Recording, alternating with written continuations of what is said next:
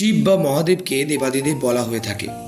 হিন্দু ধর্ম অনুযায়ী তিনি হলেন আদি দেবতা, অন্য দেবতাদের থেকে সম্পূর্ণ আলাদা।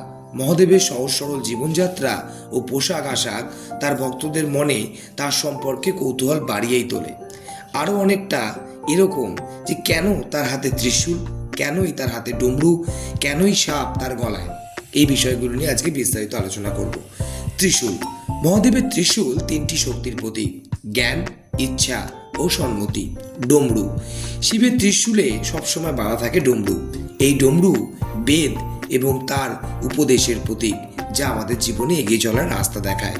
রুদ্রাক্ষমালা। রুদ্রাক্ষ ধারণ আসলে শুদ্ধতার প্রতীক।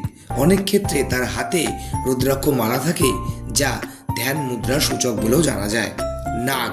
মহাদেবের গলায় ও মাথায় নাগের উপস্থিতি সর্বদা দেখা যায়, যা পুরুষের অহংকারের প্রতীক বলে মনে করা হয়। মাথায় চাঁদ। মহাদেবের মাথায় চাঁদ এই ইঙ্গিত দেয় যে কাল সম্পূর্ণরূপে তারই নিয়ন্ত্রণে। তৃতীয় নেত্র। তার কপালে তৃতীয় নেত্রকে জ্ঞানের প্রতীক বলে মনে করা হয়। অনেক ক্ষেত্রে বলা হয় তিনি রেগে গেলে এই তৃতীয় চোখটি খুলে যায় এবং সবকিছু ভস্ম হয়ে যেতে পারে। বাঘছাল। মহাদেবের সব ছবিতেই দেখা যায় তিনি বাঘছাল পরে রয়েছেন। আবার কোনো কোনো ছবিতে এও দেখা যায় যে তিনি বাঘছালের ওপর বসে রয়েছেন। আসলে এই বিষয়টি ভয়হীনতা ও অতি সাধারণ জীবনযাত্রার প্রতীক।